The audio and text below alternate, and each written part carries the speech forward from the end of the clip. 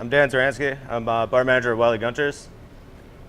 I am Wyatt Mackey, owner of Wiley Gunters, and Dan and I are Running the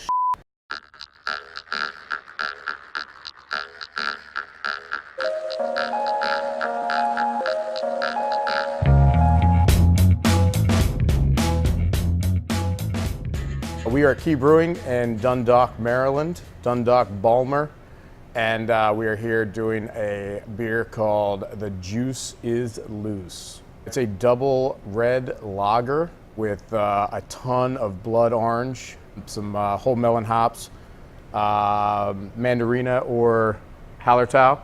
Hallertau. Mandarina. Gonna get some orange zest in there also. We're using a bunch of blood orange puree too after fermentation. Try to do something with a local brewery.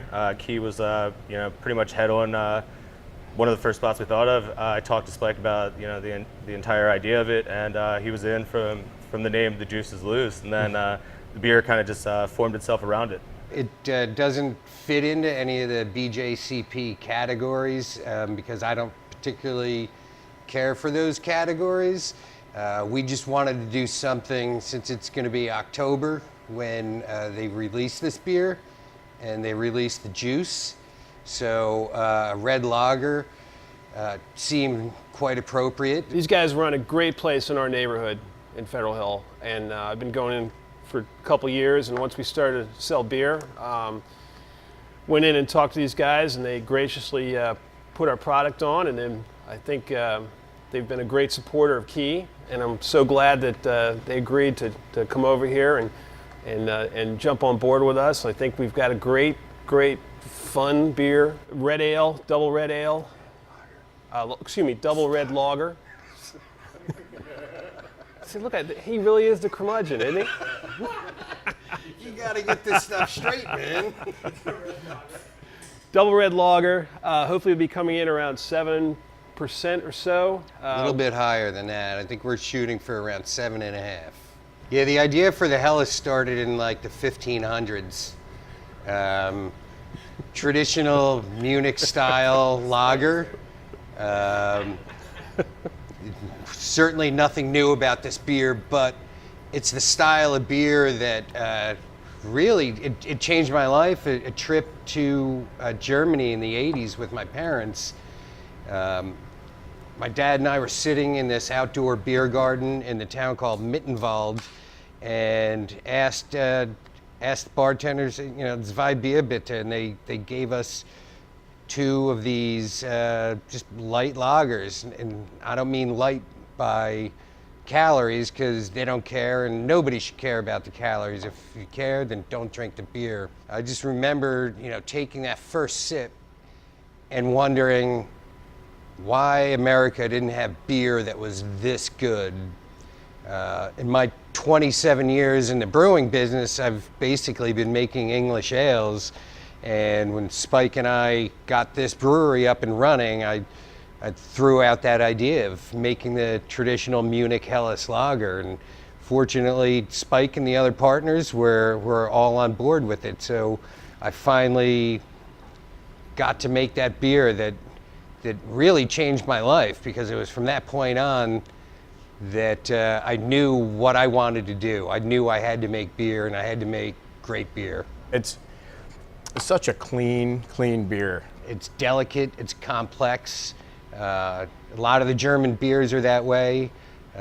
Maybe the beer geeks of today, or the beer enthusiasts, I don't know if you're supposed to call them geeks anymore, but the enthusiasts are looking for something different, something new, innovative.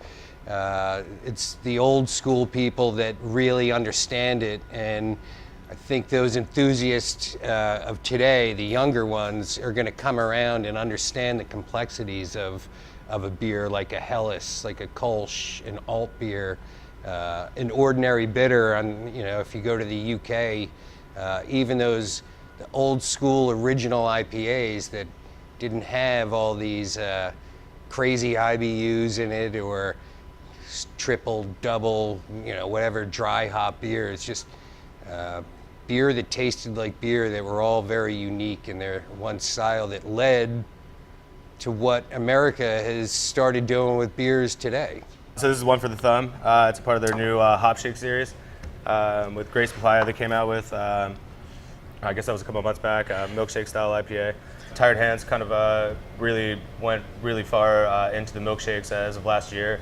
I think it's a very good comparison to a couple of their beers that they have out also. These guys had to twist my arm quite a bit to really get on board with it, because it's just a style that is very new to me, and I've never had a milkshake IPA, so I'm basing this beer on what I've read, and it's like folklore.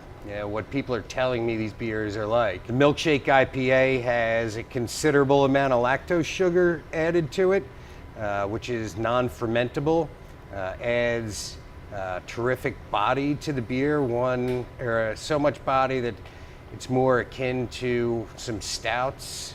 This one, the one for the thumb, we fermented with guava and mangoes, and a secret ingredient that only Spike would reveal.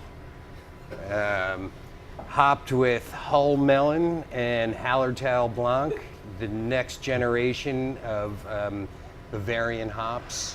One of the things that we like about all our beers is balance from start to finish. And I think that's always been the forefront of anything we try to do, whatever style it is. And I just want to say that, when you go from a Helles, which is an extremely hard beer to brew because of its just, 5 ingredients, and then you try and you show range that you can do milkshakes or you can do sours, it's a testimony to to the brewer and its skills. It wasn't until about 10 years ago that we started to realize that maybe we were kind of compatible starting a business. It was just deciding what kind. And through some experiences I had in the beer business over the last 10 years, and Mike's been brewing professionally for 20 plus, we just felt, the natural thing is to start a brewery. We actually had a very unique opportunity to buy the old Duclaw system, which is what we have right now, brewing system. And once we bought that, a 40-barrel system, it's hard to find spaces to put a 40-barrel system in that isn't over 15,000 square feet. So the brew pub idea quickly came to a screeching halt, and I don't think any of us look back on it and say that we wish we'd done the brew pub. We're a production brewery first and foremost. Sometimes he takes his football and goes home. Sometimes I do.